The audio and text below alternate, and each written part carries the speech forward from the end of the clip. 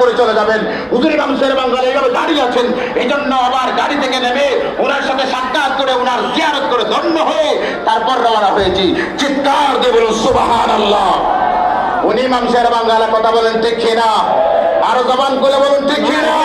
সেই ইমাম শের বাঙ্গালের বিরুদ্ধে যদি কেউ উচ্চবাচ্য করে, সেই ইমাম শের বাঙ্গালের বিরুদ্ধে কেউ যদি একটা শব্দ করে, সেই ইমাম শের বাঙ্গালা রহমতুল্লাহের বিরুদ্ধে যদি কেউ কথা বলার দুঃসাহস দেখায়, সুন্নি উলামায়ে কেরাম সাথে সাথে তার টাকা জবাব দিয়ে ওই বাতিল অবসরকে মিসমার করবেন।